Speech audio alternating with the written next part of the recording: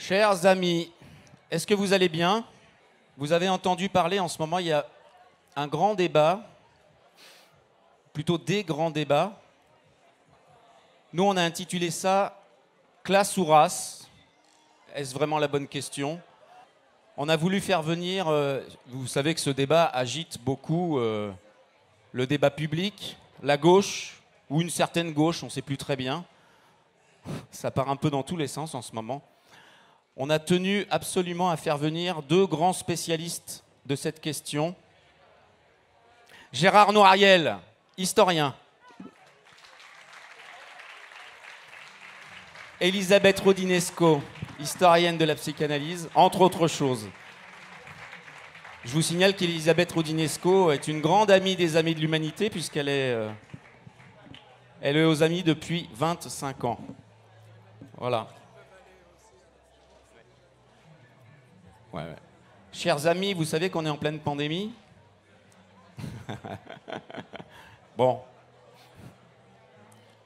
Vous savez que dans la toile de tente des Amis, au milieu de l'espace, il y a des télévisions, et à l'extérieur, de l'autre côté, il y a un troisième espace où il y a un écran géant. Je dis ça pour les gens qui ne veulent pas rester debout, si on pouvait déconcentrer un tout petit peu, sans vous forcer à vous en aller, bien évidemment.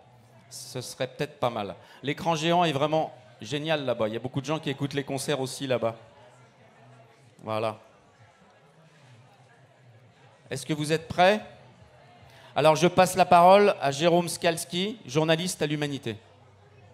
Bonjour, donc nous serons ensemble pendant une heure et quart. Hein. On a un peu de temps pour discuter d'un sujet qui est assez complexe, hein, qui exige de l'attention, de la réflexion, et puis, a priori, un esprit d'écoute et non pas d'invective. Il y a depuis quelques temps, depuis quelques années en France, dans le débat à gauche, un nouveau ton qui a été pris par des groupes organisés et qui est assez désagréable a priori, hein, et qui nous ramène à un état du débat.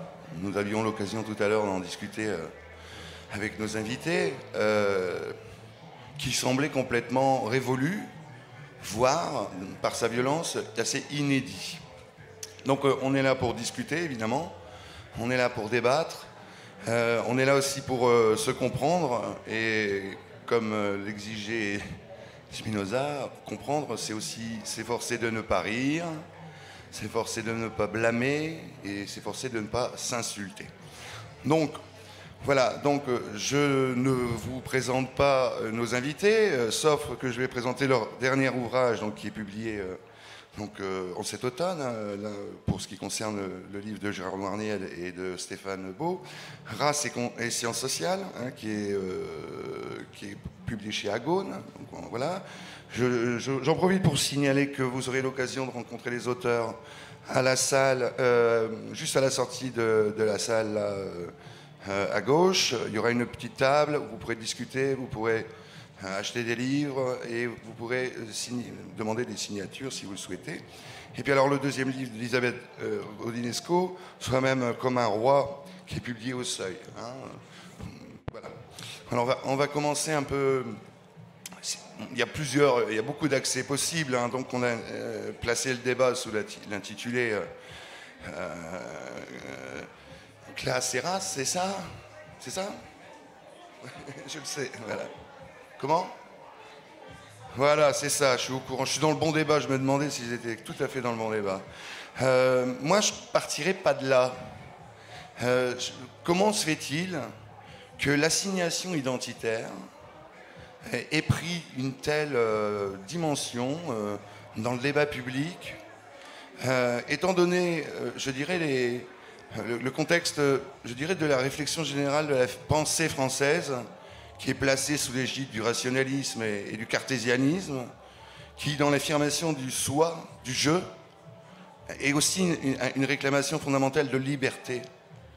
est-ce qu'il n'y a pas une contradiction à l'identité sociale ou l'image identitaire par rapport au statut même de la liberté? Je veux bien commencer. D'abord, bonjour à tous. Je suis très heureux de vous retrouver cette année encore pour la fête de l'UMA. Oui, en fait, ces questions-là, moi, en fait, ça fait plus de 30 ou 40 ans que je travaille dessus, puisque l'un de mes thèmes de recherche principaux, c'est la question des assignations identitaires. Mais je travaille là-dessus comme socio-historien, c'est-à-dire avec une double formation de sociologue et d'historien. Et pour moi, une des choses tout à fait importantes, c'est qui donne une ampleur plus grande que ce débat sur la race ou même sur la classe, c'est la question du passage de l'espace privé à l'espace public. Puisque je pars du principe, qui est un principe qui a été énoncé en sociologie, par exemple, par Norbert Elias, que nous sommes tous, en tant qu'êtres humains, le produit d'une multitude de critères identitaires qui se combinent de manière spécifique chez chacun d'entre nous.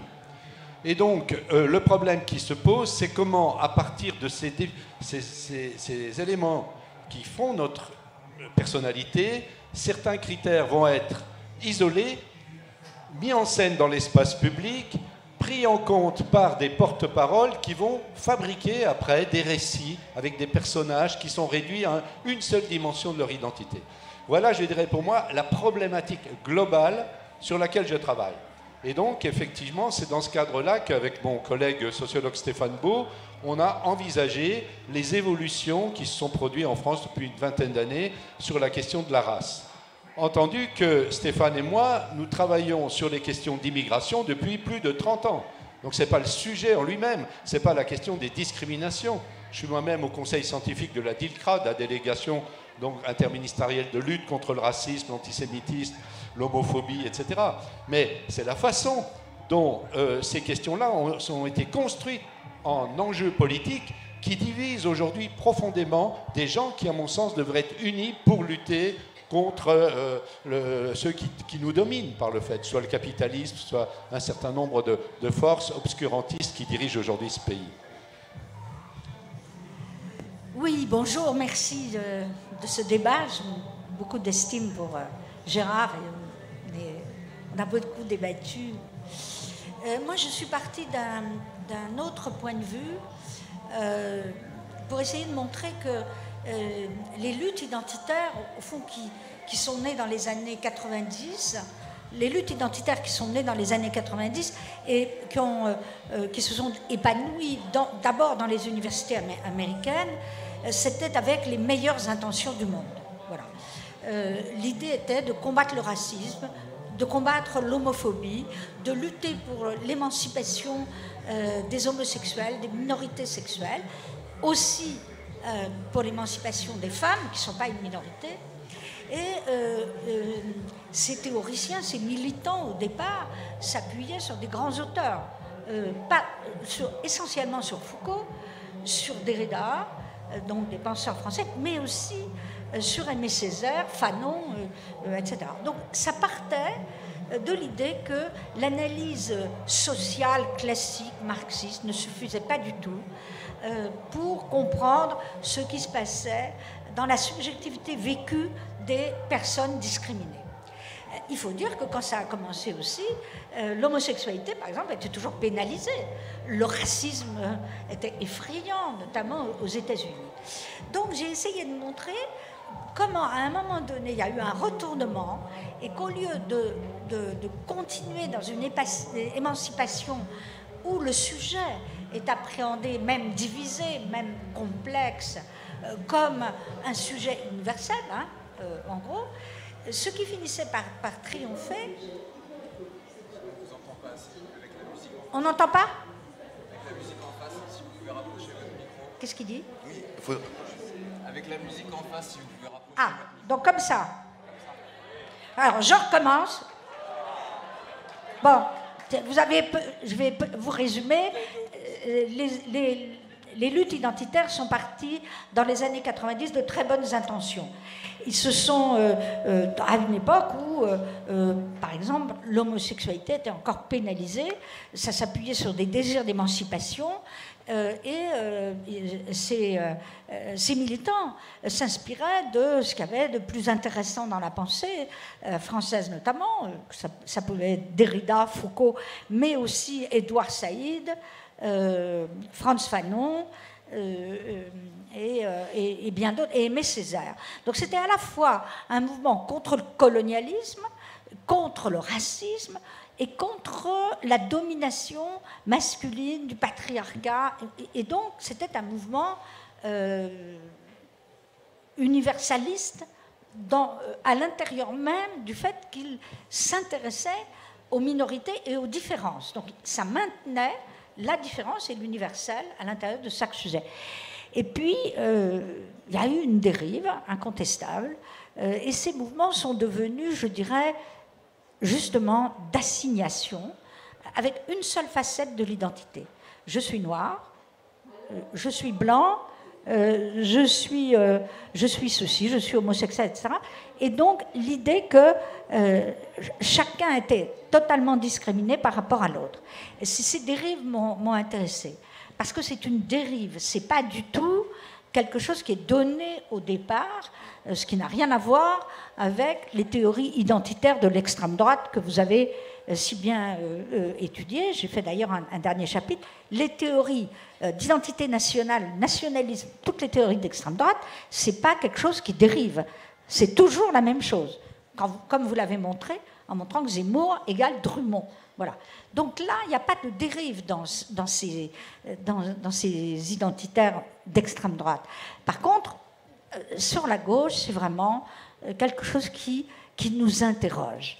Comment un mouvement d'émancipation peut-il en arriver à vouloir interdire des pièces de théâtre, brûler des livres, ça arrive au Canada, ne plus débattre, mais hurler des injures?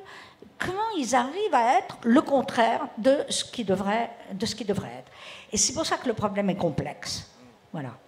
Mais n'est-ce pas aussi, parce que ces mouvements, les premiers mouvements dont vous parliez, avaient des visées dans l'ordre politique au sens strict, c'est-à-dire des réformes législatives précises, oui, ou l'imposition de lois reconnaissant par exemple, de décriminalisant l'homosexualité par exemple, etc. Est-ce qu'on n'est pas dans cet espace-là? Parce qu'au fond, ce qui est visé, c'est quelque chose d'ordre normatif, mais un peu nébuleux en fait, quelque chose qui n'a pas en soi d'identité verbale au sens où, par exemple, une revendication législative peut en avoir. Je dirais qu'ils étaient des mouvements, je ne sais pas si on m'entend bien là, des mouvements moins directement politiques que de demande en effet de nouvelles lois juridiques. Ils voulaient des réformes, à juste titre.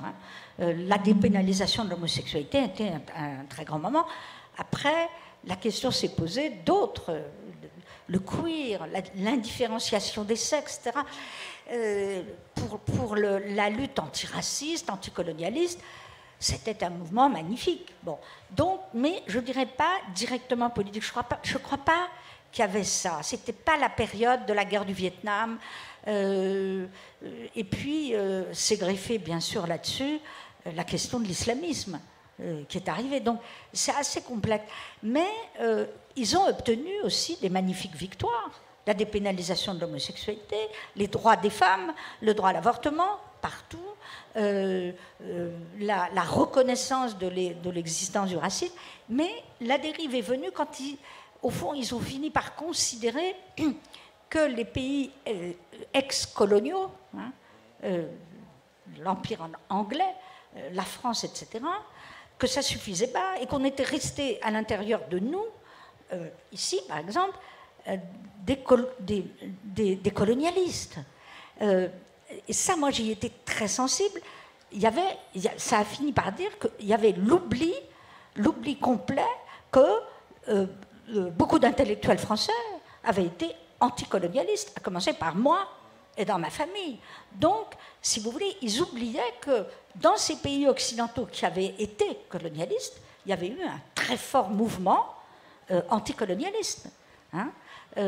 Donc non, et cette contradiction-là finissait par être oubliée avec, par exemple, les thèses selon lesquelles Sartre ne vaut plus rien, il faut fusiller Sartre, c'est un blanc, c'est un philosophe, il n'a pas le droit de parler au nom des colonisés. Hein, ça a été dit par Horia Boutedja. Voilà. Donc ce retournement en son contraire d'un mouvement d'émancipation nous interroge. Je pense aussi qu'il faut tenir compte du contexte politique global, des transformations qui se sont produites dans nos sociétés, et notre génération en a été témoin. C'est-à-dire que, je me rappelle très bien, moi, la victoire de Mitterrand en 81, l'espoir que ça avait suscité, l'union de la gauche, le programme commun. On trouvait dans le programme commun une traduction, justement, politique des aspirations de notre génération de mai 68. Et donc, il y avait là, dans ce programme, des aspirations centralement sociales, effectivement, mais aussi qui combinaient toutes les luttes féministes, antiracistes, etc. Et puis, évidemment, l'histoire de la gauche au pouvoir, ça a été l'histoire d'une grande désillusion. Bon. Et donc, comment voulez-vous aujourd'hui, je me pose toujours souvent cette question-là, si j'avais 20 ans ou 25 ans, moi, j'ai adhéré au Parti communiste, à l'UEC, quand j'avais une vingtaine d'années, parce que, voilà, c'est cette histoire-là qui me passionnait, de transformation de la société profonde, de révolution, etc. Mais je comprends qu'aujourd'hui, des jeunes qui subissent toutes les difficultés de notre société, qui se sont considérablement aggravées, eh bien, les revendications, je dirais, le communisme, le marxisme, tout ça, soit plus aussi exaltant pour eux que ça a pu l'être pour nous.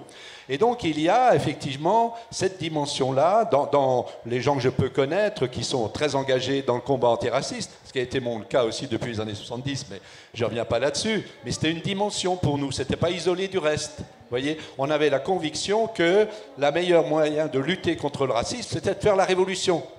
Donc c'est pour ça qu'il y a un piège aussi dans la notion de lutte contre les discriminations. C'est pour ça que classiquement, le Parti communiste, il luttait contre l'exploitation capitaliste. Donc il y a eu là, vous voyez, avec ces renouvellements, des discriminations, lutte pour l'égalité, etc., la perte de vue d'une transformation révolutionnaire de la société.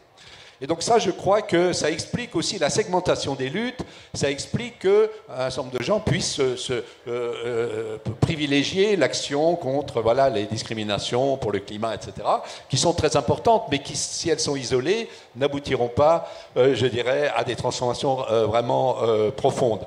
Une autre chose que je voulais dire, il ne faut pas oublier que nous sommes dans des sociétés où il y a une classe dominante. Et la logique identitaire, c'est ce que j'ai aussi analysé dans mes livres, elle a été remise en circulation par la droite et l'extrême droite. Ça a été l'un des principaux chevaux de bataille. Il suffit de lire Le Figaro, Valeurs Actuelles ou Le Figaro Magazine. L'image de la Marianne Voilée, ça date de 85. Et donc, il y a eu cette offensive où la droite a réussi à reconstruire une hégémonie en plaçant le débat sur ces questions identitaires par rapport surtout à la religion musulmane, le voile islamique, etc., etc. Et donc, moi je dis, voilà, ça a quelque part contraint un certain nombre de militants de gauche à se positionner sur ce terrain-là. Et c'est ça, à mon avis, qui peut expliquer aussi cette lente dérive qui fait qu'on n'arrive plus aujourd'hui à coordonner ou à rassembler un certain nombre de luttes différentes. Donc ça, c'est un point qu'il ne faut jamais oublier, c'est le rôle que la classe dominante joue. Et historiquement, j'ai montré, pour d'autres époques, notamment la fin du 19e siècle, comment la capacité de la classe dominante à rebondir est extraordinaire. Quand ils perdent une bataille, ils se recomposent autrement. C'est ce que vous disiez tout à l'heure, ils avaient perdu la bataille justement avec la loi de 72 contre le racisme, toute une série de batailles que la droite avait perdues, eh bien ils se sont recomposés autrement. Et c'est ça, je regrette que notre livre, qui a suscité des débats souvent un peu délirants, eh bien ces questions-là n'aient pas été vraiment prises en compte parce qu'elles sont centrales pour savoir ce que nous allons faire, nous, par la suite. Donc ce sont des questions, oui, qui, au-delà des rapports classe-race, engagent toute la vie politique et la vie sociale de notre pays, et bien au-delà de notre pays, parce que ces questions-là, aujourd'hui, elles sont largement mondialisées. Vous évoquiez la date de 1985 pour Marianne Voilet, c'est ça? 1985 ou 1984, c'était aussi une grande interview historique de Margaret Thatcher dans un magazine féminin britannique qui disait, alors la formule c'est, en gros l'idée c'est la société n'existe pas. Qu'est-ce que c'est que la société? Mais ça n'existe pas. En fait, il y a des hommes, il y a des femmes individuelles et des familles, etc. Et après, son propos, c'était sur l'action du gouvernement. Mais cette vision libérale du monde, avec l'atomisme social, c'est-à-dire l'idée qu'effectivement, il n'y a que des individus et bon, une force coercitive, peut-être qui les tient, bon, c'est l'État, et ensuite des familles qui seront un résidu de communauté, disons, naturelle. Elle s'est incarnée dans la société pavillonnaire. Elle s'est incarnée dans la société qui a émergé dans les années 70, qui a érodé ou quasiment restructuré toutes les classes laborieuses, et notamment en détruisant les classes ouvrières. Je veux dire que, est-ce que c'est pas cette combinaison à la fois technico-sociale et idéologique face auquel on est à travers cette flambée identitaire, ce qui nous ferait comprendre aussi que ça s'exporte des États-Unis, parce que c'est quelque chose qu'on a en commun avec le devenir de la société américaine. Je crois aussi que à gauche, on a été un peu trop simpliste sur l'analyse des droites et des droites. Il n'y a pas que la droite libérale. La droite libérale, elle est en opposition avec la droite nationaliste. Hein. Donc il y a une crise des droites au niveau mondial, capitale, et qui finalement divise les camps. Comme le camp de la gauche est divisé, le camp de la droite est divisé. On ne peut pas parler comme ça le libéralisme. Il y a des tendances dans le libéralisme. Par exemple, beaucoup de libéraux sont favorables à l'émancipation des mœurs, ont été beaucoup plus de ce côté-là, favorables à l'avortement, à la liberté individuelle, à soi-même comme un roi, hein, mais dans un sens qui peut être positif. Bon. Et ils sont en contradiction avec une droite réactionnaire, nationaliste, et c'est le cas, évidemment, vous citez Thatcher, elle était les deux. Elle était à la fois une libérale et aussi quelqu'un qui s'appuyait sur la vieille idéologie droitière, famille, il n'y a pas la société, il n'y a que la famille, il y a mon clan. Elle était à la fois d'extrême droite, idéologiquement sur beaucoup de points, et libérale en économie. Elle a été virée du pouvoir par les libéraux, pas par la gauche. Hein. Donc, si vous voulez, ça c'est une chose qu'on a mal saisie. D'autre part, on a mal saisi la question religieuse. Voilà. On a confondu la lutte nécessaire contre le racisme avec la défense du voile islamique. Moi, je fais partie des gens qui pensent qu'il faut... J'étais d'accord avec l'interdiction du voile à l'école pour les mineurs. Après, non. On ne peut pas l'étendre à la société. Ça, c'est pas possible. Il faut d'ailleurs... La laïcité suppose qu'on protège l'exercice religieux. Mais on n'a pas été assez vigilant sur ce retour des intégrismes religieux. Parce que l'islamisme, c'est d'extrême droite. Hein. C'est un obscurantisme d'extrême droite qui correspond à tous les autres intégristes. Donc ce n'est pas la malheureuse religion des pauvres qu'il faut soutenir. C'est aussi une révolution obscurantiste. Ça n'a pas été sensible. Et puis troisième point, qui est intéressant quand même, la déchristianisation. Là, en bonne robespierriste, j'y pense, la déchristianisation en Occident, qui a été, à mon avis, un phénomène aussi important que la décommunisation. Hein. On a perdu les batailles de tous ces engagements, et donc, du coup, il ne restait plus comme protestation que l'individu roi. Voilà. Dans son narcissisme. Je ne sais pas si vous voyez ce que je veux dire. Parce que les chrétiens, ils ne sont pas tous de droite. Hein.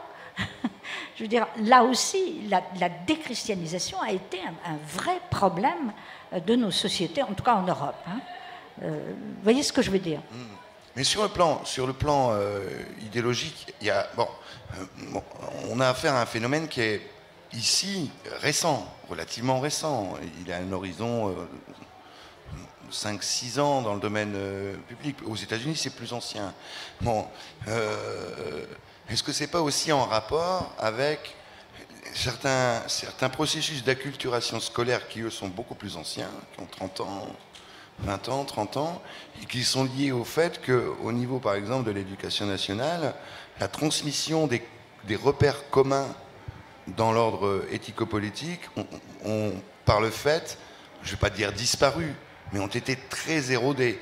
Quand on pense, par exemple, au nombre d'heures, on en a parlé récemment, au nombre d'heures d'histoire qui ont disparu dans l'enseignement du collège, ou au nombre d'heures de littérature. Alors, moi, je prends un exemple.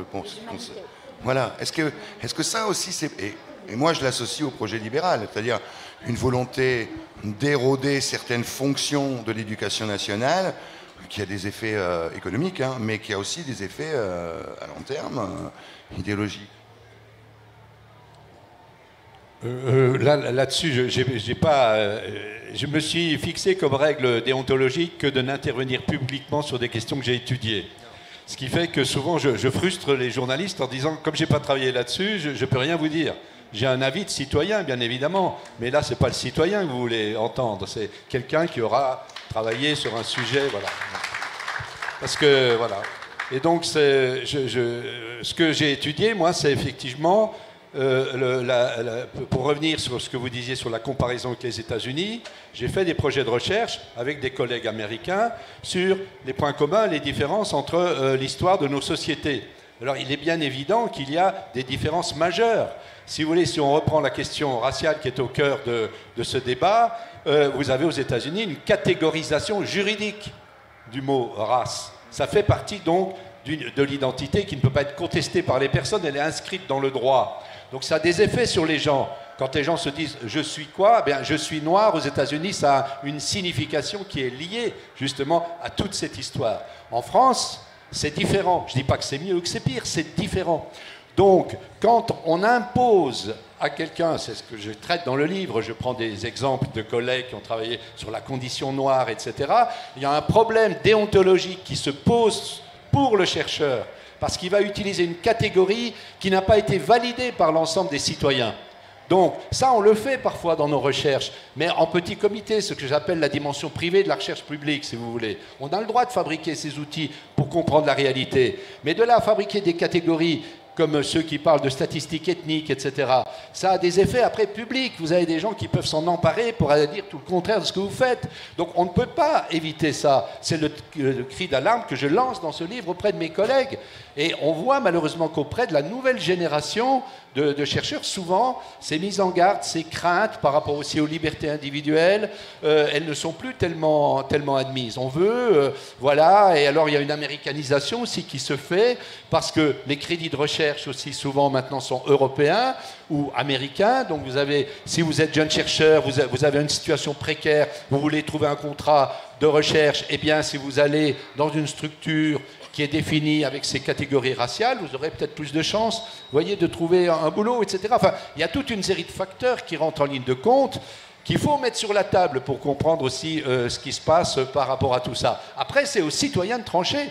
C'est pas à moi, en tant que chercheur, d'aller dire faut être comme ci, faut être comme ça. Mais la réalité de l'histoire de France, effectivement, les catégories statistiques ont été construites par une exclusion des facteurs qui relevaient de la vie privée. C'est ça la grande histoire républicaine, c'est que la religion, l'origine des personnes, c'est considéré comme relevant de la vie privée, donc exclu de la politisation. Et c'est donc un enjeu aujourd'hui de remise en cause de ces fondements même de la République, à mon avis, dont on ne parle pas suffisamment. Donc vous voyez que ça touche à de nombreux enjeux, effectivement, sur lesquels il faudrait que tout le monde puisse se prononcer, mais aussi en connaissance de cause. Parce que renvoyer quelqu'un avec lequel on n'est pas d'accord, comme ça a été le cas pour nous sur les réseaux sociaux, en nous traitant de racistes, etc., c'est non seulement stupide, mais c'est scandaleux, puisque Elisabeth et moi, nous appartenons à une génération qui a été engagée.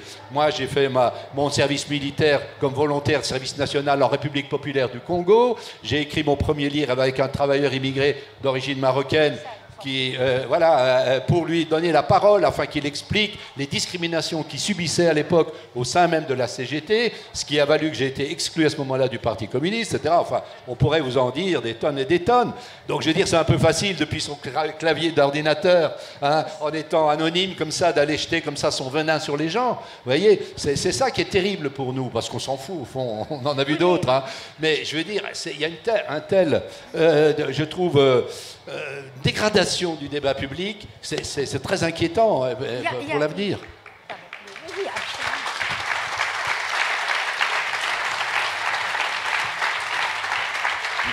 Il y a Dans votre réaction, vous l'illustrez. C'est-à-dire que là, vous êtes forcé par une pression symbolique, idéologique, à faire sortir vos positions intimes dans la sphère publique. Est-ce qu'il n'y a pas justement, là on rejoint peut-être la psychanalyse, il y a la question de la loi républicaine qui définit une limite et non pas une norme, donc qui définit, qui crée le domaine de l'intime, qui n'existait pas dans l'Ancien Régime, et la préoccupation psychanalytique. Est-ce que c'est pas ça, au fond, d'un côté, bon, la loi, hein, mais est-ce que c'est pas ça, au fond, qui est en jeu, enfin, l'un des aspects importants qui est en jeu, qui est la question de l'intimité. Est-ce que j'ai un droit à l'intimité? Oui, mais vous savez, je le dis beaucoup dans mon livre, hein, la psychanalyse joue un rôle fondamental dans les questions d'assignation identitaire. Parce qu'à partir d'un certain moment, là aussi, l'irruption du traumatisme, de la vie privée, de l'intime, déballé, du règne du vécu, de l'autobiographie, etc., a quand même été assez spectaculaire. C'est-à-dire que l'idée d'explorer son inconscient supposait une protection de la vie privée. Voilà. Et aujourd'hui, c'est pas un hasard d'ailleurs si la psychanalyse disparaît en tant que telle, hein, pour être remplacée au fond par des multiples thérapies. Il y en a 400 thérapies qui s'expriment publiquement. C'est très bien. Par certains moments, par exemple, le mouvement MeToo, il a un aspect extrêmement positif au départ. Mais après, je ne suis pas sûre qu'un sujet va aller mieux quand il expose toute sa vie privée sur Internet. Mais on ne peut pas non plus y échapper. On est dans le règne de l'émotion, du vécu. Et deuxièmement aussi, il y a une autre chose, le corps qui prend la place de la parole. C'est quelque chose de très visible. Georges Vigarello l'a très bien montré. L'exhibition de l'émotion, du corps, plus que par la parole, fait qu'on a des sujets complètement, je dirais, avec des troubles identitaires terribles, des dépressions, des problèmes psychiques qui, au lieu d'être repris par une réflexion sur soi-même, trouvent des solutions sur des réseaux sociaux, c'est-à-dire une mauvaise solution. Ils vont aller de plus en plus mal. Hein. Le nombre de dépressions a explosé, ce n'est pas seulement le Covid. Hein.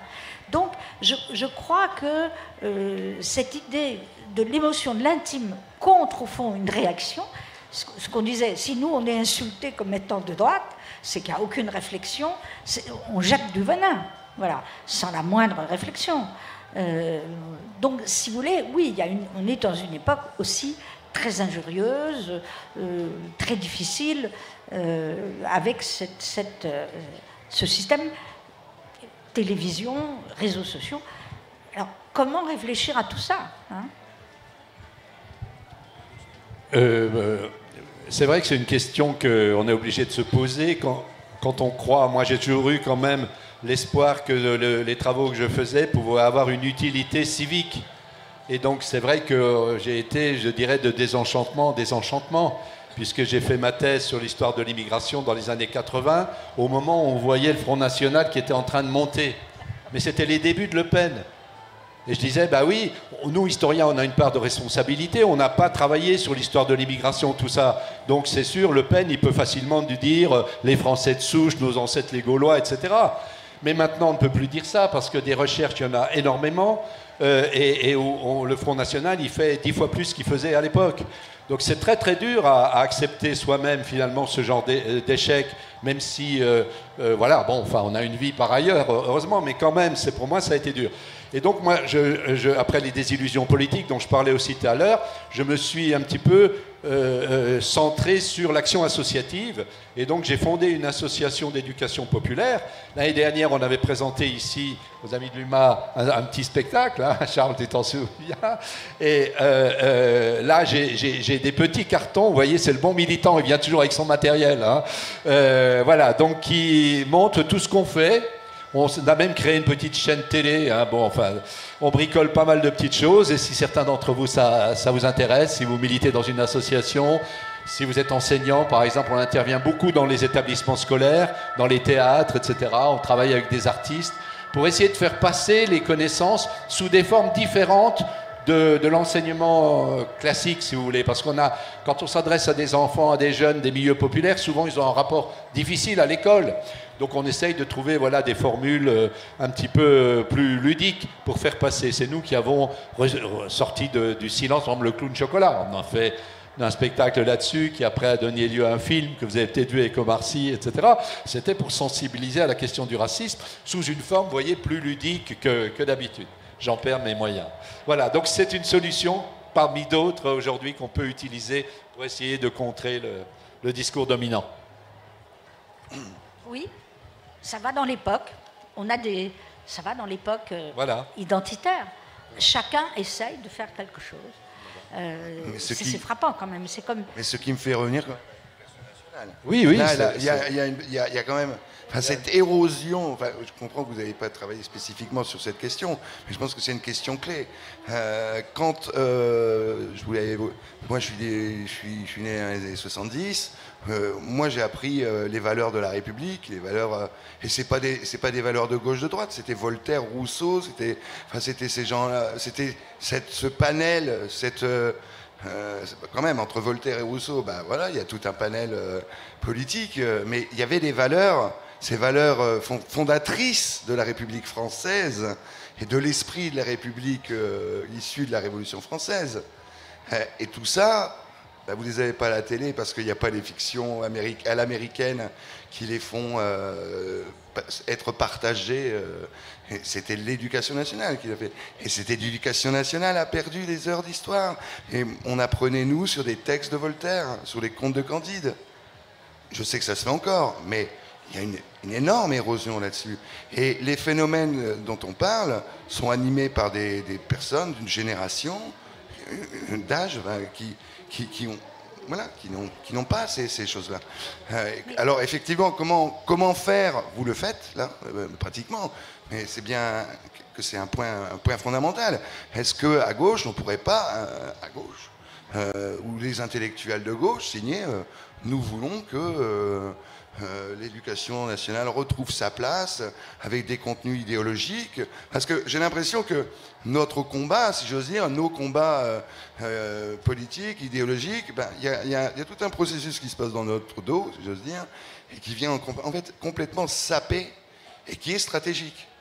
Il faut voir aussi que la situation des enseignants est devenue de plus en plus difficile. Il y a aussi Moi, j'ai enseigné dans le secondaire pendant près d'une dizaine d'années, mais il y a longtemps. Mais voilà, c'est un métier déjà extrêmement important, mais très difficile. Parce que vous êtes confronté à de multiples logiques de pouvoir. Ça peut être les parents d'élèves, l'inspection académique, les élèves eux-mêmes, etc. Et moi, je salue le courage et l'importance du travail que font encore aujourd'hui les enseignants, malgré des conditions sociales qui ont changé, effectivement, des problèmes nouveaux qui ont pu se poser, mais c'est le socle sur lequel notre société repose encore. Mais on voit des différences, c'est vrai. Nous, notre travail d'éducation populaire, on le conçoit en complément de ce que font les enseignants, parce que souvent, ils ne peuvent pas développer non plus, en fonction des programmes, enfin, de tas de choses, des éléments qui sont extrêmement importants. Donc moi, je plaide aussi pour que, comme vous disiez, les pouvoirs publics ou les militants insistent aussi pour qu'on fasse une place plus grande à l'éducation populaire. Parce que moi, je me souviens quand j'ai commencé dans les années 80, je reviens à cette période, quand Mitterrand a été élu, on a eu Jacques Lang, ministre de la Culture, il y a eu un effort qui a été fait, il y avait des subventions qui étaient accordées. Donc il y a eu comme ça un élan. C'est comme ça que moi j'ai pu commencer quand j'étais en Lorraine à l'époque, Lorraine sidérurgique. On a eu des aides, on nous a aidés, on nous a compris, on nous a fait confiance. Aujourd'hui c'est de plus en plus difficile, c'est de plus en plus difficile. C'est fini. Donc vous êtes comme ça, vous avez le sentiment que tout le monde vous considère comme la 5e roue du carrosse si vous ne passez pas à la télé. Enfin, donc il y a vraiment une dégradation, une perte de repères par rapport à ces apports-là. Je voudrais peut-être aussi dire quelque chose qui n'est peut-être pas tout à fait dans le débat, mais enfin, moi, à quoi je suis sensible. La haine de la Révolution française qui s'est développée, et ça s'est développé sous Mitterrand.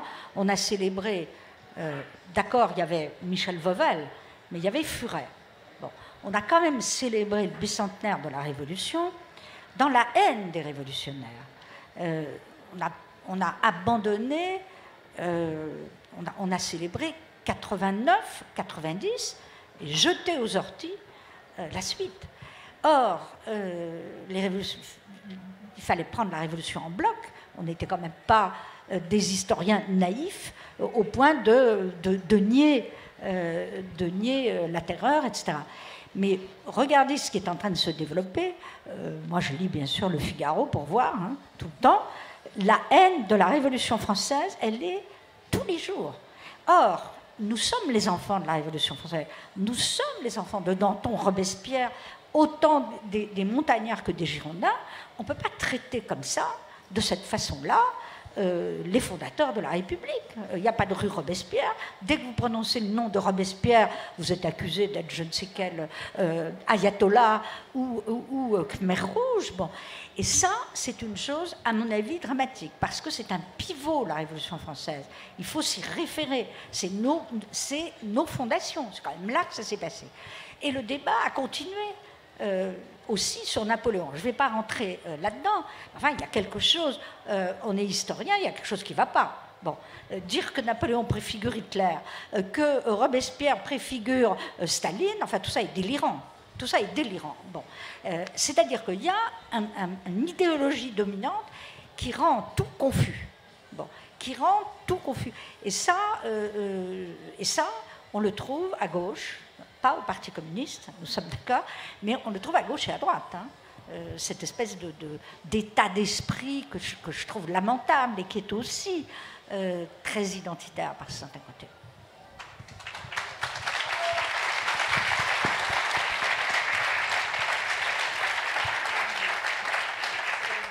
Oui, et je dirais que cette confusion est d'autant plus forte que les mêmes vont vous parler des valeurs républicaines.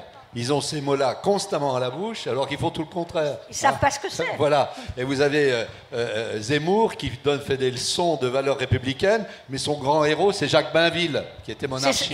Mais c'est Napoléon oui. Interprété de travers. Voilà, c'est ça. Ouais. Vous l'avez donc, vu, vous voyez, vous êtes dans un monde d'une absurdité totale. Oui, il ne serait pas l'enfant de la Révolution. Oui. Voilà, il serait la contre-révolution. C'est aberrant.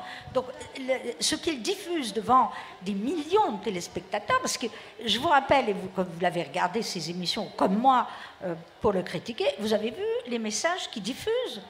Vous avez vu comment il fait apprendre l'histoire aux gens. Donc, Napoléon ne serait pas l'enfant de la Révolution, mais il serait quoi alors ? Le fils de la monarchie. Oui. Bon, et ensuite, enfin bon, je ne vais pas discuter, vous connaissez ça aussi bien que moi, mais c'est aberrant. Vous avez vu aussi l'esprit anti-russe. Hein, par exemple, quand Zemmour présente devant 1 million de téléspectateurs la campagne de Russie, il explique que le peuple russe, c'est une bande de feignasses qui n'a pas voulu affronter Napoléon. Bon, tout ça, ça donne un espèce de nationalisme dans lequel on retrouve dans le même bain Napoléon, De Gaulle, Pétain, etc. Et donc c'est extrêmement grave comme modalité d'éducation. Et il n'y a personne pour contrer sur les médias ce genre de sottise. Mais c'est un retour, idéologiquement, c'est aussi un retour à une certaine manière d'écrire l'histoire qui date du XIXe siècle. Est-ce que ça ne rejoint pas, par exemple, vos travaux qui sont sur la processualité, sur 2 siècles, de ces variations sur des thèmes xénophobes et racistes? Est-ce que Zemmour, par exemple, au fond, d'une certaine manière, c'est un épiphénomène de ça? Oui, il y a une répétition qui s'explique aussi par des contextes. Ce sont des contextes de troubles, de crise économique, de désenchantement à l'égard de la démocratie. C'est surtout dans ces moments-là que ces polémistes extrémistes reprennent du poil de la bête. Bon, j'ai comparé Zemmour avec Drummond, donc celui qui a popularisé l'antisémitisme à la fin du 19e. On en a énormément aussi dans les années 30, vous voyez, donc c'est à chaque fois lié à ces contextes-là. Et donc les recettes sont pratiquement toujours les mêmes, ça c'est sûr, voilà. Mais aujourd'hui, peut-être que... Alors, il ne faut pas non plus... on est dans un contexte évidemment moins dramatique que celui des années 30, on n'est pas à la veille d'une guerre mondiale, mais c'est peut-être plus dramatique du point de vue, effectivement, de la diffusion dans la population de ces logiques-là, à cause de la force des médias. Les médias aujourd'hui ont une telle puissance avec les chaînes d'infos en continu, etc., qu'il est extrêmement difficile de porter la contradiction. Vous n'êtes pas invité, ou alors, voilà, on a invité à Quotidien, qui est, grâce à Yann Barthès, heureusement qu'il y a des gens comme ça qui ont une forte audience et qui comprennent ce qu'on raconte, mais l'immense majorité, non, on n'a pas accès.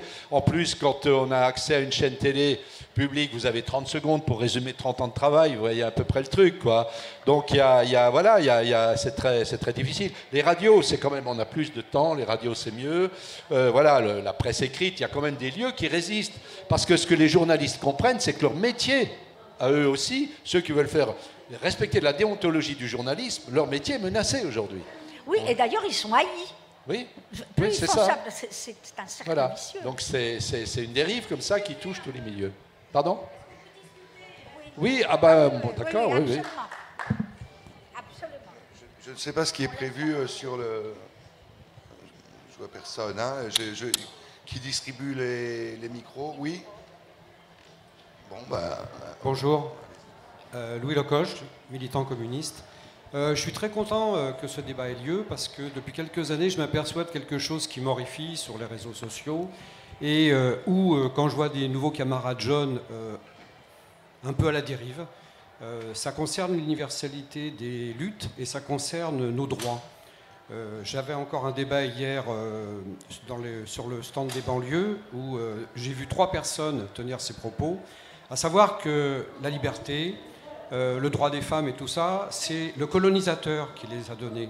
Et donc je pense que là, il faut qu'on revienne à tout ce qui est les acquis des luttes, parce qu'en même temps qu'il y avait les colonies, chez nous, il y avait Balzac, il y avait les ouvriers qui travaillaient 14 heures, 15 heures.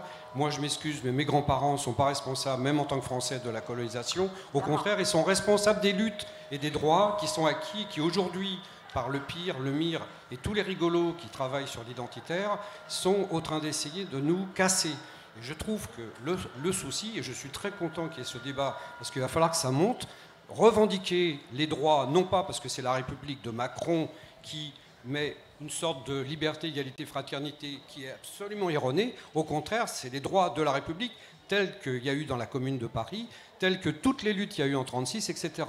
Ça, déjà, c'est le premier point. Et deuxièmement, effectivement, je pense que, de toute façon, on a déserté beaucoup de territoires, c'est ce qu'on disait hier sur les banlieues, c'est parce que, entre autres, pour le parti, on est passé d'1 million de militants à moins de 100 000. Il y a eu une grosse dégringolade, mais ce n'est pas pour ça qu'on a abandonné ces territoires. Il faut y revenir, il faut aller discuter partout, il faut se battre. Et surtout, il ne faut pas perdre tout ce qui est l'héritage du bagarre du mouvement ouvrier.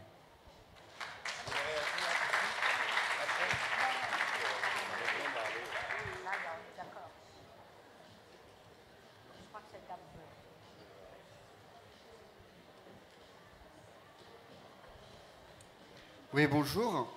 Alors tout d'abord, j'aimerais aussi, moi, je me serais satisfait bien volontiers d'un débat. Mais il n'y a pas de débat. Alors je me présente, Omar Slaouti, je suis avec Olivier Lecourt-Grandmaison, on a co-dirigé un livre qui s'appelle Racisme de France, avec 23 contributeurs, contributrices. Je suis par ailleurs enseignant à Argenteuil, je suis élu conseiller municipal d'opposition dans la ville.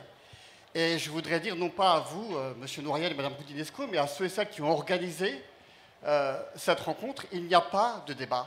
On aurait souhaité, mais un débat, je pense même, s'il vous plaît, ce n'est pas l'applaudimètre, je pense même que vous deux, vous auriez été évidemment très à l'aise dans un débat un peu plus contradictoire qu'il ne l'est actuellement. Je ne dis pas qu'il n'y a pas des espaces de divergence vous concernant, mais nous avons un problème. Le titre du débat, c'est « Classe, race, est-ce qu'on a des concepts opérants ou pas ?» Et on aurait vraiment souhaité intellectuellement, comme ça a été fait par exemple ce matin, avec Edoui Plenel, Aurélie Trouvé et 2 autres militants et militantes, la gauche à la croisée des chemins, on avait un débat, des débats contradictoires, et je pense que les gens sont assez intelligents pour se faire une idée globale. Et là, on a quoi? On a, et je ne dis pas, encore une fois, je ne remets pas du tout en cause, évidemment, intellectuellement, ce que vous représentez l'un et l'une, ça va de soi. Mais entendez bien qu'on a là une supercherie dans la forme, ce qui du coup enlève tout sur le fond. Et je finirai là-dessus, parce qu'évidemment, on n'est pas à égalité face à vous, c'est vous qui êtes invité. Donc j'aimerais peut-être parler, d'autres veulent prendre la parole. Nous, moi, je veux bien que vous veniez à la tribune à ma place, ça ne me dérange pas. Non, j'entends bien. Merci, Monsieur Noiriel. Mais c'est pas... Il y a un autre débat à 17h avec Asdine Tabi et d'autres, on va parler des quartiers populaires. On va voir que c'est peut-être un peu plus compliqué que ce que vous soulevez. Quand vous dites que vous êtes de la DILCRA, j'entends bien, mais M. Clavreul est de la DILCRA, par ailleurs aussi, il a fait du sale. Je vous renvoie à un article dans l'Humanité, où, dans l'article de l'Humanité, il est écrit Clavreul, un anti-NANTI, plus loin, raciste. Le fameux Clavreul de la DILCRA a produit des textes particulièrement racistes et islamophobes. Et donc cette question, moi j'entends la classe, et je pense que la classe est très importante comme moteur, mais les questions de discrimination, des autres oppressions, ont des spécificités importantes, et je pense qu'un discours, par exemple, qui relèverait de l'intersexualité, ce que ça veut dire, est-ce que c'est opérant, pas opérant, me semble beaucoup plus riche. C'est ce qui manque. Je m'arrête là, il n'y a pas de souci. Oui, s'il vous plaît. Bon, moi je vais vous répondre, permettez monsieur, je vais vous répondre en 2 mots. On a débattu, on a des positions différentes, on a approché les mêmes problèmes de façon différente, donc je vous renvoie quand même à la lecture des livres. Et puisqu'il s'agit de classe et race, oui, bien sûr, on va parler de ça. La race n'existe pas, monsieur. Elle n'existe pas scientifiquement. C'est tout. Hein? Et donc, ça, c'est un des débats que nous avons menés. Bon, la race, elle n'existe pas. Alors, le racisme existe, c'est un autre problème. Bien. Quant à la question de la classe, on ne va pas vous faire un cours de première. Oui, bien sûr, les classes existent. Et c'est ça, la question aujourd'hui, c'est que la notion de race est revenue en force, comme si elle existait, hein, comme si la race était une assignation pour tout le monde, à la place, précisément, de la question des classes. Voilà. Là, je vous ai répondu. Je crois que sur cette question, je crois que nous sommes tous les deux d'accord. La grande différence entre Gérard et moi, c'est qu'il aborde les questions beaucoup plus sociales, et moi j'ai abordé des questions très différentes d'identité psychique et d'héritage, je dirais, de Foucault et de Derrida. Et moi, je vous le dis franchement, je ne partage pas les positions de mon vieil ami Edoui Plenel. C'est tout. Maintenant, ce n'est pas un débat sur Edoui Plenel, ici. C'est un débat entre Gérard Noiriel et moi. Voilà.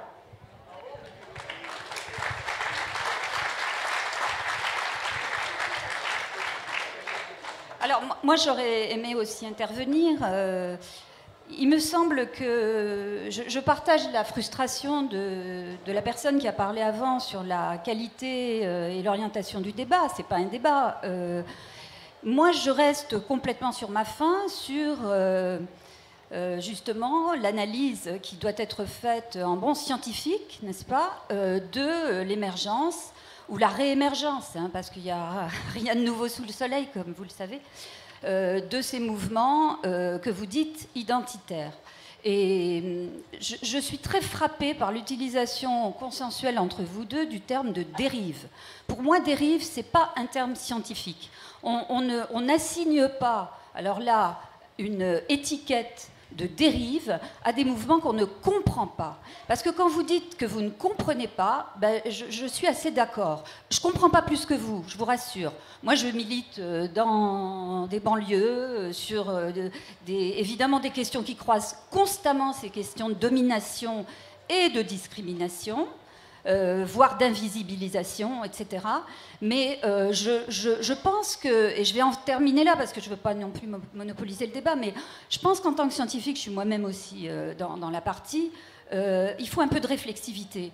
Je suis de la même génération que vous, et je crois qu'on appartient à une génération qui a besoin de se mettre un peu en retrait. Moi, ma solution, c'est d'aller sur le terrain complètement. Pas comme Gérard sur le théâtre, mais sur d'autres sujets, notamment la question des sans-papiers et de la place de l'immigration en France aujourd'hui. Et je pense que vous faites erreur. Vous faites erreur parce que vous n'avez pas de réflexivité. On est cette génération qui se réclame de Foucault, de Sartre, etc. Mais très bien, ce sont nos pères, Jean Jaurès, etc. Mais les jeunes, ils ont aussi leur réalité, comme vous dites, leur subjectivité. Mais nous, c'est quoi notre subjectivité ? On est des personnes qui ont l'imaginaire qu'elles ont, la couleur de peau qu'elles ont, l'âge qu'elles ont, etc. Soyons un peu modestes au lieu d'afficher des valeurs qui sont des slogans. Écoutons-les et allons voir de plus près ce qui se passe. Je crois qu'on ne peut pas faire... Vous sépariez, Gérard, la différence entre l'homme privé et l'homme public. Non, je ne suis pas d'accord. Bon, je finirai sur les travaux de mes doctorants qui travaillent sur les allers-retours identitaires. Les questions des identités multiples et qui changent pour la même personne d'un jour à l'autre selon la scène sur laquelle ils sont placés, y compris par les médias et les politiques, elles sont connues depuis des décennies. Alors voilà, qu'on se remette un peu en question nous aussi.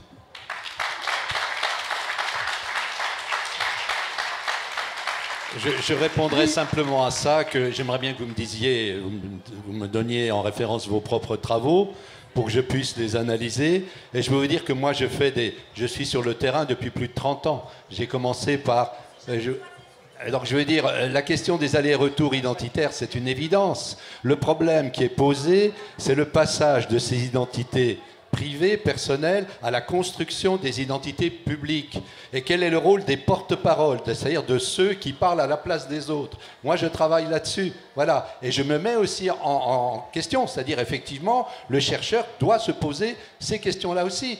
Donc, je vais dire, sinon, c'est du discours comme ça, un peu vide, un peu creux, parce qu'on ne travaille pas sur des choses précises. Donc, c'est une manière d'invalider un propos qui repose sur rien. Donc, ça, on l'en rencontre tous les jours, et je trouve que c'est vraiment dommage, quoi.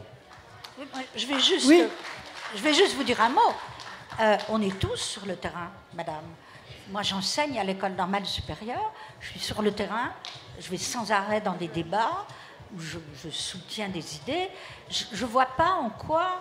Et bien entendu, j'enseigne à des gens très jeunes. Je vois pas en quoi... J'ai pas bien compris votre question. Nous sommes tous sur le terrain. Il ne faut pas diviser comme ça les choses. Je ne comprends pas bien votre question. Voilà. Une autre question, monsieur ? Oui, Jérôme, bonjour. Je suis Latifa Madani, journaliste à l'Humanité. Je suis une collègue de Jérôme Skalski à la rubrique Tribune Idées Débat et je suis également membre des Amis de l'Humanité. Moi, je voudrais intervenir sur le thème de ce débat, c'était classe ou race. Moi, j'aurais dit classe et race, parce que je pense que, comme vous le disiez très justement au début, on oppose l'un et l'autre. Or, aujourd'hui, l'urgence de nos combats est telle que nous ne pouvons pas nous permettre d'opposer ces luttes. Vous le disiez, Gérard Noiriel, il faut faire ensemble, en sorte de rassembler l'ensemble de ces luttes qui sont, vous le dénonciez, segmentées, isolées. Comment faire en sorte que tous ensemble, antiracistes et autres, nous puissions agir ensemble compte tenu des défis que nous avons, qui sont énormes. Donc moi, je voudrais faire 2-3 petites remarques. Quand on parle de la République et des fondements de la République, je m'interroge. De quelle République parle-t-on ? Parce que la République, c'est aussi celle qui a colonisé. C'est aussi celle qui n'est pas arrivée à intégrer une composante, des composantes de ceux qui la fondent. quand on parle des valeurs de la République, effectivement, vous le disiez, n'importe qui peut s'en réclamer. Alors il faut que nous soyons clairs à ce sujet. On parle de Napoléon, vous disiez fils de la Révolution, mais c'est aussi Napoléon qui a rétabli l'esclavage. Donc il y a énormément de choses qui ne sont pas si simples. Je crois qu'il faut que nous soyons dans la nuance, dans la complexité des choses, parce qu'on ne peut pas opposer ces combats aujourd'hui, on doit tenir compte de ces nouvelles luttes. Vous parlez de dérives, c'est peut-être pas forcément des dérives. C'est vrai que c'est une infime minorité, effectivement, qui va interdire tel truc, mais c'est vraiment des minorités groupusculaires, comme on le dit. Mais nous, aujourd'hui, ici, on est là pour quoi? Est-ce qu'on est là pour nous opposer et pour juste, prêter attention à ce qui est vraiment ultra-minoritaire, qui n'a pas d'importance? Moi, je pense qu'il faut qu'on avance et qu'on dise comment on fait pour articuler ces luttes et pour qu'on lutte ensemble. Et c'est pour ça que je suis d'accord quand on parle d'intersectionnalité. Je n'ai pas entendu ce terme, mais c'est ça, en fait, dont on doit parler. Aussi bien dans la pensée, dans la démarche, dans la méthodologie de la recherche et dans l'action et sur le terrain. Merci. Je peux répondre juste un point. Je n'ai pas parlé ici d'intersectionnalité, parce que moi, ça va de soi.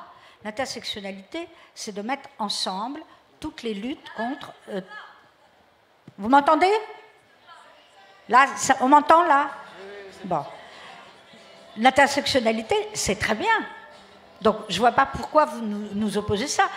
Madame, s'il s'agit de lutter contre le racisme, s'il s'agit de faire de l'intersectionnalité, de rentrer dans des luttes qui soient communes avec tous les gens qui se battent contre le racisme, nous sommes tous d'accord.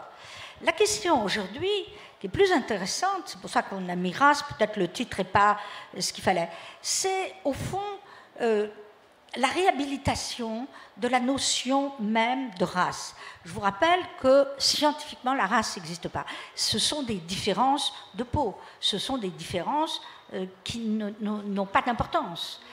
Or, on ne peut pas réhabiliter la notion de race. Moi, je suis favorable à ce qu'on l'élimine scientifiquement.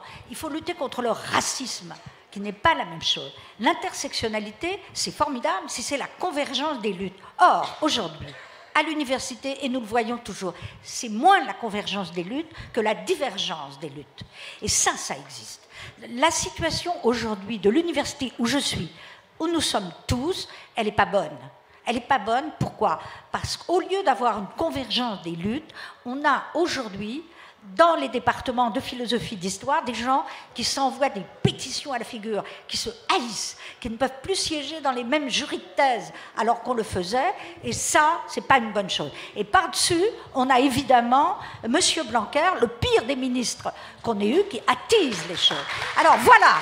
Et moi, je ne veux pas qu'on m'envoie dans la figure que je ne suis pas intersectionnelle. Je le suis sur ce plan-là. Je ne veux pas qu'on m'embête avec la question du racisme. J'ai lutté toute ma vie contre le colonialisme, toute ma vie contre le racisme. Je ne vois pas pourquoi on me renvoie dans la figure que je serais esclavagiste, je ne sais pas quoi, complice de ceci, cela.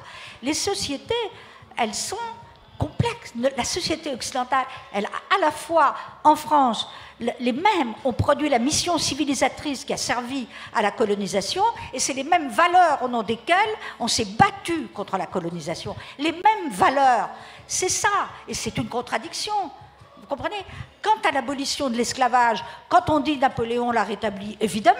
Bon, mais l'abolition de l'esclavage, ce qui a été important historiquement, vous avez qu'à lire Grenouillot, c'est la notion d'abolition pure et simple qui n'est apparue vraiment qu'à la fin du XVIIIe siècle.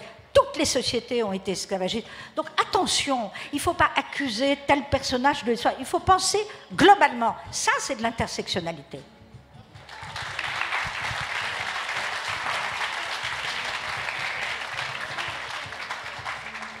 Moi, je dirais simplement que la vraie divergence que j'ai avec un certain nombre de collègues, elle ne porte pas sur cette question de race, etc. Pour moi, on peut nommer les réalités avec différents concepts, selon les périodes, on peut dire la même chose avec tout un autre vocabulaire. Elle porte sur la question de l'autonomie de la recherche. Donc les questions que vous posez sur rassembler les gens autour des luttes, etc. C'est extrêmement intéressant, c'est important. Moi-même, en tant que citoyen, j'y suis sensible. Mais ça n'a rien à voir avec mes recherches, vous comprenez? Donc c'est à chaque fois, je suis un peu démuni pour répondre à ça. Parce que même cette notion d'intersectionnalité, si vous voulez, c'est un terme qui a été approprié par l'espace politique pour désigner voilà, des convergences. Bon, c'est très bien que les gens se parlent comme ça. Voilà. On parlait autrement à mon époque pour dire à peu près la même chose. Moi, la critique que je fais de l'intersectionnalité, c'est une critique scientifique. C'est-à-dire, ce que j'ai critiqué, c'est que les chercheurs qui se réclament l'intersectionnalité retiennent 3 critères. Alors que, comme je vous l'ai dit au début, pour moi, un individu peut se définir par de multiples critères. Et que selon les contextes, ce ne sera pas les mêmes critères qui vont entrer en ligne de compte. Et l'un des points sur lesquels j'insiste, notamment, c'est la question de la nationalité. Ce débat, justement, sur la question raciale, etc., qui a apporté des choses en plus. Moi, je suis très nuancé là-dessus. Chaque génération, chaque courant apporte des choses. Ça a occulté ce qui a été au cœur, moi, de mes recherches, c'est les discriminations fondées sur la nationalité. Et parfois, on va désigner comme des problèmes raciaux, des problèmes, en fait, qui sont construits sur la nationalité. Et du coup, les dominants peuvent dire, mais on n'est pas raciste. Simplement, on respecte l'État de droit, les États-nations qui sont fondés sur le critère de la nationalité. Si vous avez des enfants qui meurent dans la Méditerranée, ce n'est pas leur couleur de peau, fondamentalement, dans le droit international, qui explique ça. C'est la façon dont les États sont construits sur la base de la souveraineté nationale. Donc, le fait de marginaliser, on le voit y compris à l'intérieur de la recherche, ce critère-là, je trouve que c'est dangereux.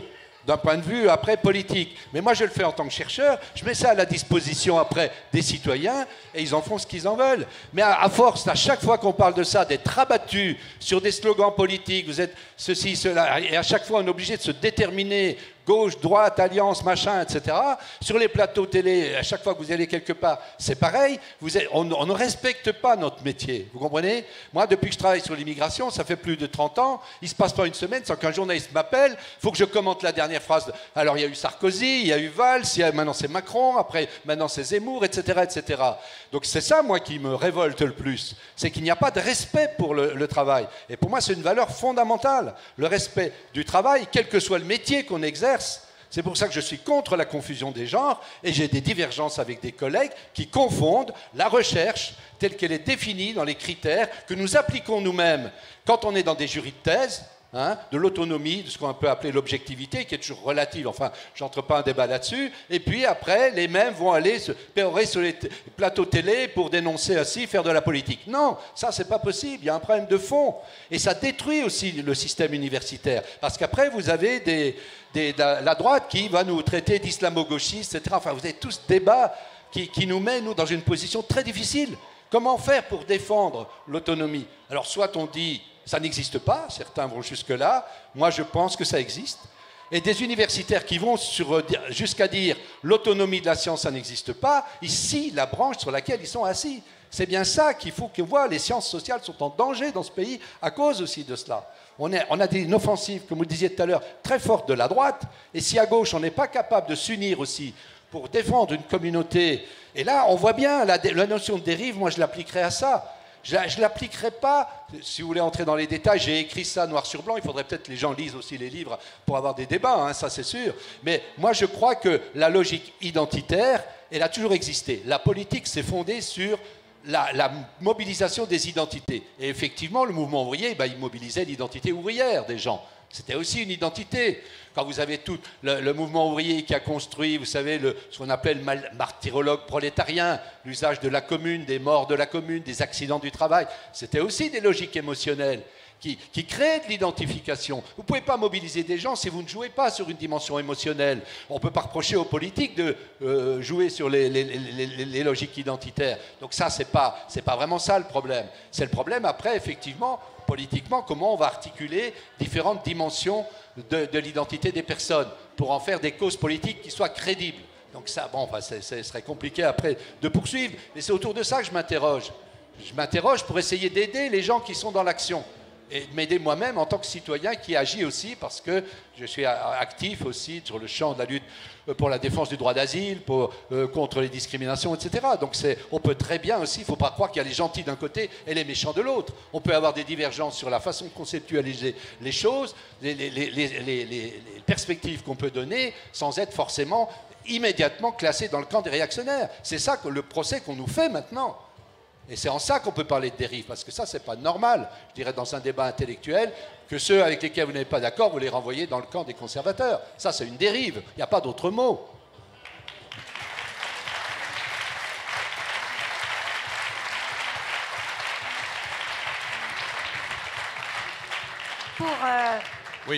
Pour compléter, je pense qu'aujourd'hui, il faudrait faire un débat ou quelque chose sur la notion de franchise universitaire.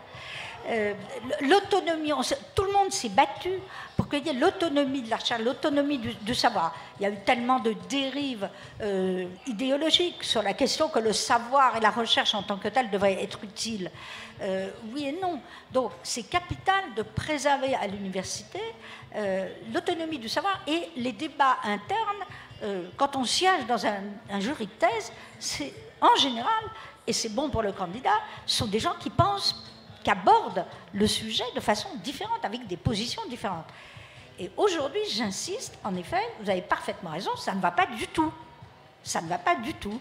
C'est devenu des batailles idéologiques qui ne respectent pas assez ce pourquoi on a toujours lutté, enfin tout de même on a lutté contre le stalinisme, voilà, contre Lysenko, contre l'idée de l'engagement, de la science, etc. Donc non, il faut et l'autonomie d'un côté, là, quand on est chercheur, on a cette autonomie des critères scientifiques, et puis de l'autre côté, on peut être un citoyen engagé. Quelquefois, ça se retrouve. Mais il nous faut cette complexité. Oui, bonjour.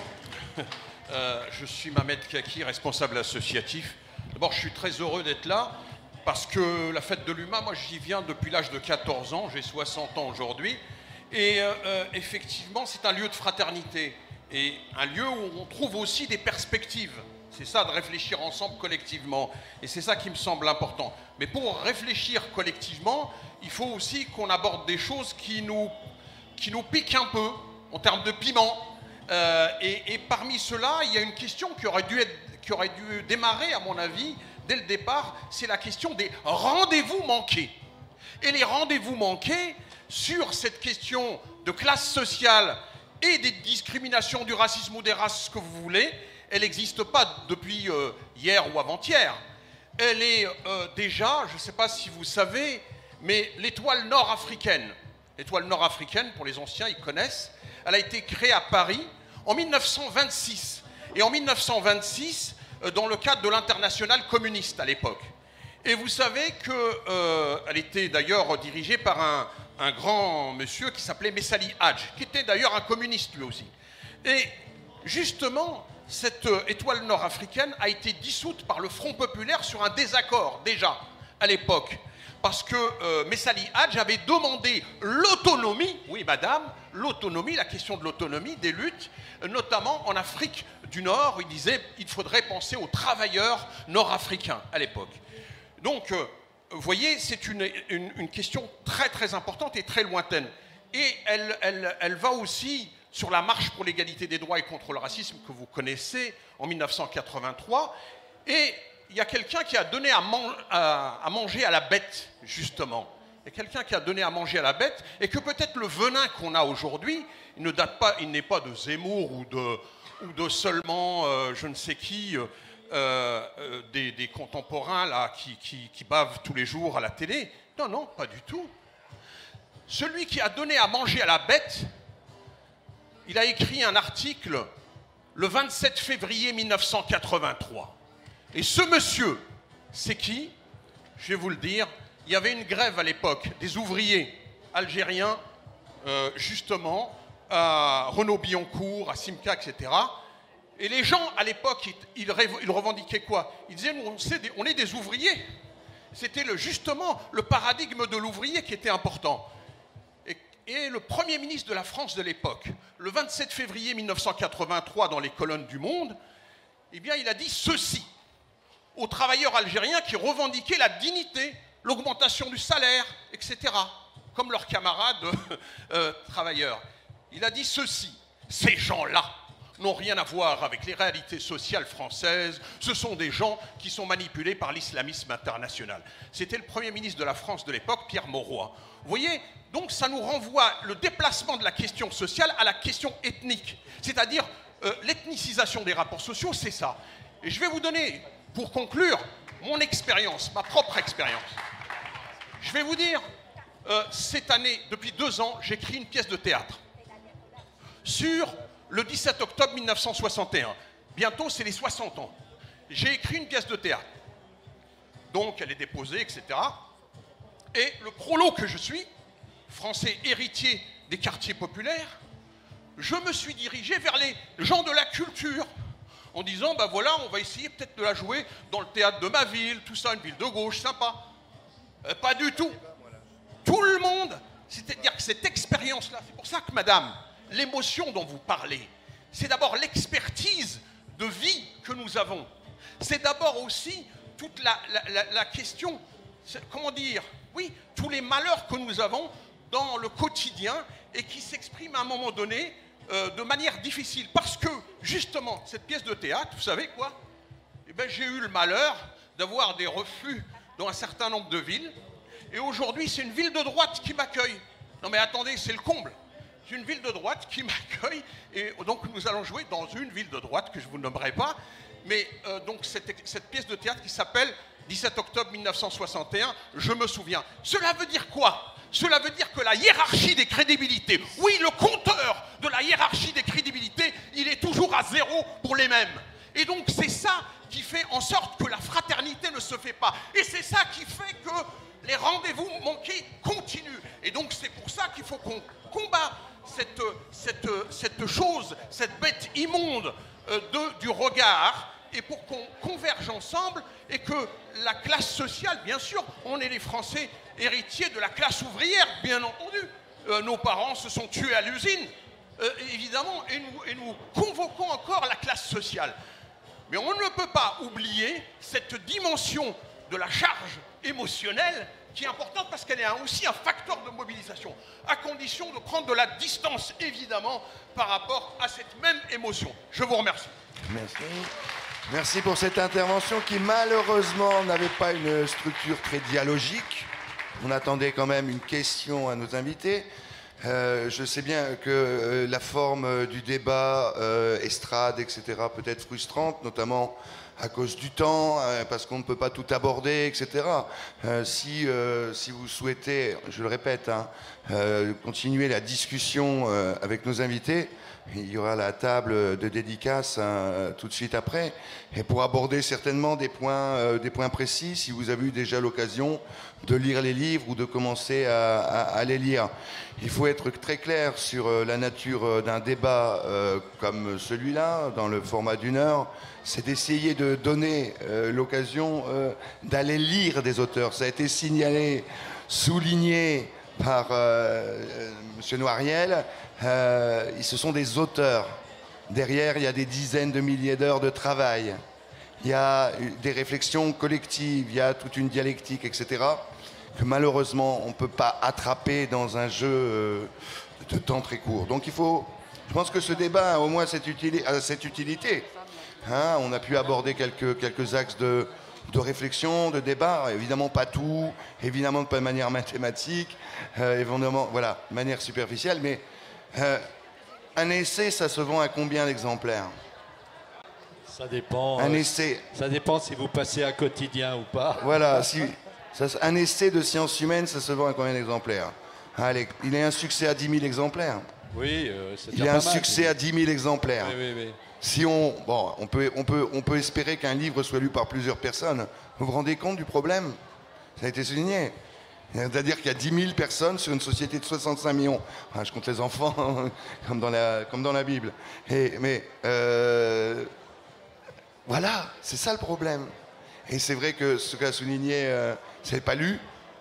On parle, il y a les faiseurs d'opinion et qui font évidemment l'opinion à travers du battage. Mais il y a une nécessité, je pense, pour les citoyens actifs, malgré les divergences d'opinion, de réfléchir ensemble.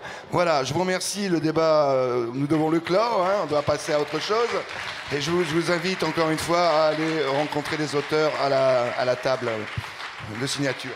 Merci Elisabeth Rodinesco, merci Gérard Noiriel. Alors ça tombe bien les amis, je sais que vous êtes frustrés là par l'absence de prise de parole dans la salle. On est pris par le temps, hein, c'est comme ça, c'est la vie de la fête. Ça tombe bien si je puis dire, c'est que maintenant on va parler des États-Unis.